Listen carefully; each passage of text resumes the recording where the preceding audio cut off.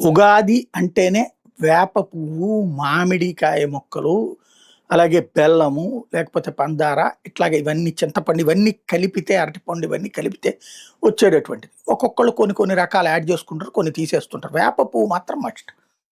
చేదు, తీపిల కలయిక. చేదు, తీపి, పులుపు షడ్రుచులు ఉండాలి. ఈ షడ్రుచులు ఉన్నప్పుడు జీవితం కూడా ఏడాది పొడవునా షడ్రుచులుంటది అన్నటువంటి పాయింట్ చుట్టూతానే నడుస్తుంటుంది. ఇప్పుడు ఆ ఉగాదికి సంబంధించినటువంటి ఒక విచిత్రమైనటువంటి పరిస్థితి వరంగల్ జిల్లాలో వచ్చింది. వేప పువ్వు వేప చెట్టు నుంచి కోసుకుంటాం. ఈ టైంలో ఆ వేప పువ్వుకి సంబంధించి ముందు ఇంతింత ఈనల్లాగా ఉంటాయి. దాంట్లో నుంచి చిన్న పువ్వు, దాని పక్కన కాయలు అయ్యన్నీ ఉంటాయి. కాయలన్నీ తీసేసి ఉట్టి పువ్వులు మాత్రమే తీసి వాడతాం. ఇప్పుడు అక్కడేదో తెగులొచ్చిందట. దాని పేరు డ్రై బ్యాక్ తెగులట.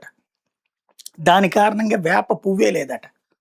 ఇప్పుడు వేప పువ్వు లేని ఉగాది ఎలా జరుపుకోవాలన్నటువంటి ఆవేదన. అయితే చెట్టుకి తెగులొచ్చింది గానీ పెద్ద ప్రాబ్లమ్ లేదని మరొక వైపు నిపుణులు చెప్తున్నారు.